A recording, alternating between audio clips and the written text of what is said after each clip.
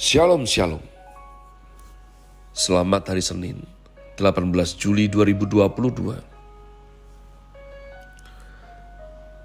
Saya Pendeta Caleb Hofer Bintor dalam anugerahnya penuh sukacita sampaikan pesan Tuhan melalui Grace Word, yakni suatu program renungan harian yang disusun dengan disiplin. Kami doakan dengan setia supaya makin dalam kita beroleh pengertian mengenai iman, pengharapan, dan kasih yang terkandung dalam Kristus Yesus. Sungguh adalah kerinduan saya bagi saudara sekalian, agar supaya kasih dan kuasa firman Tuhan setiap hari tidak pernah berhenti menjamah hati, menggarap pola pikir, dan paling utama hidup kita boleh sungguh berubah menuju Christ likeness. Berada dalam season autumn dengan tema bulan ini, Boldness for the King. Grace Word hari ini saya berikan judul Yehezkiel Fatsal 32. Sebab demikianlah sesuai agenda komitmen membaca kitab suci hingga habis. Hari ini kita sudah mencapai Fatsal 32, kitab Yehezkiel. Adapun program ini juga di-broadcast melalui channel GBI Rock Fluid dengan tajuk Podcast with Jesus. Mari umat Tuhan kita bergegas menuju Fatsal 32 kitab Yehezkiel. Nyanyian ratapan mengenai Firaun. Pada tahun ke-12 dalam bulan yang ke-12, pada tanggal 1 bulan itu datanglah firman Tuhan kepadaku. Hai anak manusia, ucapkanlah suatu ratapan mengenai Firaun, raja Mesir, dan katakanlah kepadanya, engkau menyamakkan dirimu dengan singa muda di antara bangsa-bangsa, tetapi engkau seperti buaya di laut. Sungai-sungaimu kau buat berbuih, engkau mengeruhkan airnya dengan kaki dan menggelompar dalam lumpur sungainya. Beginilah firman Tuhan Allah, aku memasang jaringku menangkap engkau dengan sekumpulan bangsa-bangsa yang banyak, dan mengangkat engkau di dalam pukatku. Kuhempaskan engkau ke tanah, kulemparkan engkau ke padang, dan ke atasmu kusuruh hinggap segala burung di udara. Dengan dagingmu kukenyangkan binatang-binatang seluruh bumi. Dagingmu kubiarkan berhamburan di atas pegunungan. Lembah-lembah aku penuhi dengan bangkai-bangkaimu. Bumi ku beri minum darahmu yang mengalir. Ya, juga gunung-gunung dan alur-alur sungai akan penuh dengannya. Waktu aku membinasakan engkau, langit akan kututup, dan bintangnya kubuat berkabut. Matahari kututup dengan awan dan bulan, cahayanya tak disinarkan. Semua yang bersinar di langit akan kugelapkan demi engkau. Kegelapan kudatangkan atas tanahmu, demikianlah firman Tuhan Allah. Aku menggelisahkan hati banyak bangsa, kalau aku membawa kamu sebagai tawanan di tengah bangsa-bangsa, ke negeri-negeri yang belum kamu kenal. Aku akan membuat banyak bangsa kaget melihat engkau, dan raja-rajanya akan menggigil melihatmu. Kalau aku menetak-netakkan pedangku di hadapan mereka, mereka akan gentar terus-menerus, masing-masing demi hidupnya pada hari kesudahanmu. Sebab beginilah firman Tuhan Allah, pedang Raja Babel akan datang atasmu. Aku akan membuat khalayak pengikutmu berbahan oleh pedang para pahlawan, semuanya yang terganas di antara bangsa-bangsa. Kecongkakan Mesir akan dipatahkan, dan khalayak pengikutnya semua dipunahkan. Semua binatangnya akan kubinasakan dari tepi sungai-sungai besar. Kaki manusia tidak lagi mengeruhkannya, dan di dalamnya tiada hewan menggelompar. Maka airnya akan kujernihkan, sungai-sungainya akan kubuat mengalir seperti minyak. Demikianlah firman Tuhan Allah. Pada saat Mesir kujadikan sunyi sepi, juga habis dilenyapkan segala isi negeri, dan semua penduduknya habis kumusnahkan. Mereka akan tahu bahwa Akulah Tuhan. Inilah ratapan yang seharusnya dinyanyikan. Kaum perempuan bangsa-bangsa akan menyanyikannya. Mereka akan menyanyikannya atas Mesir dan atas seluruh rakyatnya yang banyak. Demikianlah firman Tuhan Allah.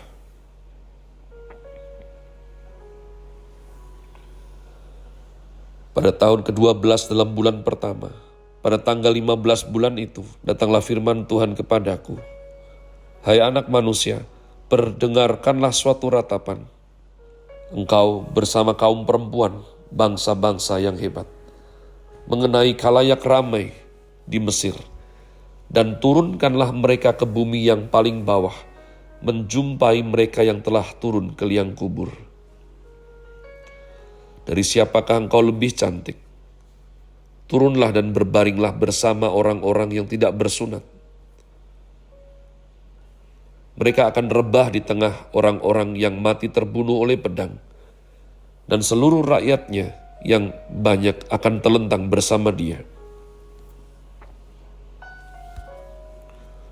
Orang-orang berkuasa yang gagah perkasa beserta pembantu-pembantunya akan berbicara mengenai dia. Dari tengah dunia orang mati, mereka telah turun dan telentang.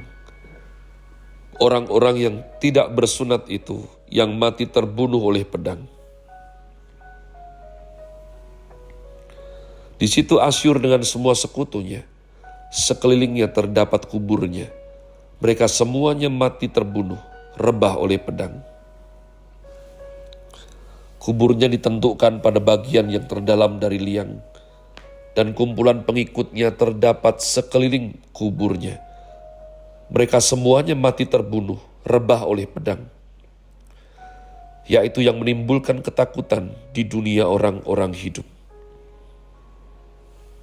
Di situ Elam dan sekeliling kuburnya, seluruh rakyatnya yang banyak.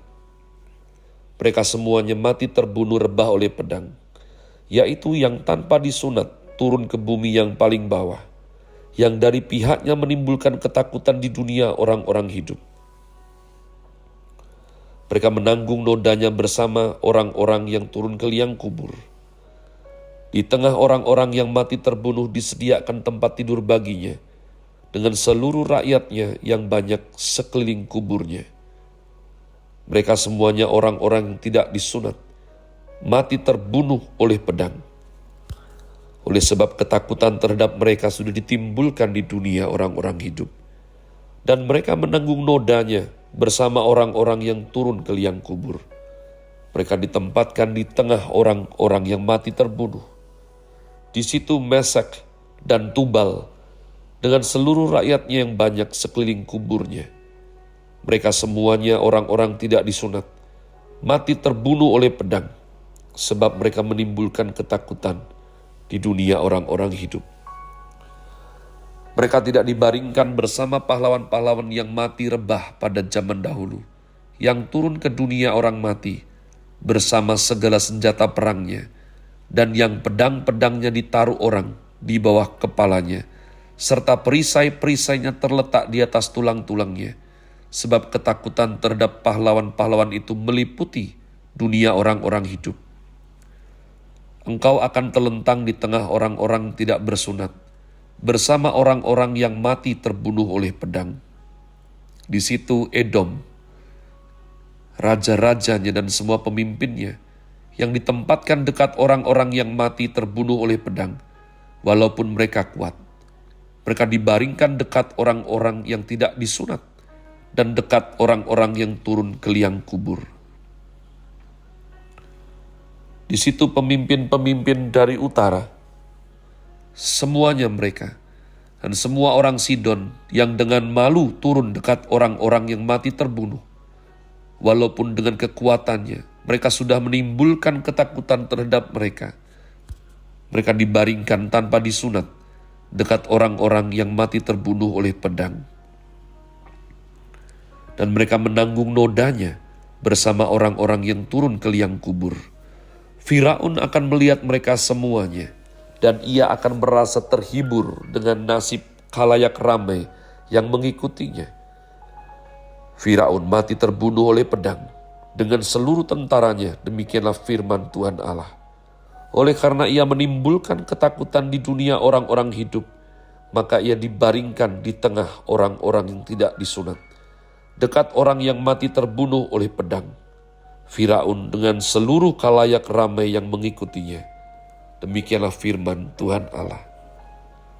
Umat Tuhan, Firaun, Babel adalah gambaran daripada dunia ini, pola pikir yang duniawi, dan bagaimana manusia tergopoh-gopoh justru mencari perlindungan, pengharapan terhadap apa yang duniawi dilambangkan oleh Firaun. Pada waktu zaman Nabi Yeremia sudah diperingatkan mengenai kedatangan orang Kasdim, yakni Nebukadnezar. Namun sekali lagi Raja Zedekia, daripada mencari Tuhan dengan sungguh-sungguh, justru berkeras kepala minta perlindungan, yakni Firaun.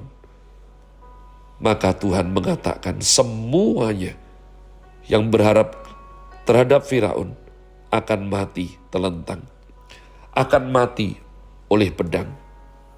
Bahkan Firaun sendiri, cepat atau lambat sesuai waktu Tuhan, akan juga mati di tengah-tengah orang tidak bersunat. Sunat di sini umat Tuhan saya yakin bukan hanya sunat secara lahiriah, jasmaniah maksud saya, tapi terlebih lagi sunat hati, yakni merujuk kepada orang-orang yang lahir baru, yang percaya Tuhan tidak hanya serupa dengan agamawi belaka, tapi betul-betul mempunyai takut akan Tuhan dan bertumbuh ke arah Dia. Saya berdoa ini boleh menjadi sesuatu peringatan untuk kita. Bagaimana kita meletakkan pengharapan kita sungguh kepada Tuhan atau kepada dunia ini. Have a nice day. Tuhan Yesus memberkati saudara sekalian. Sola Gratia.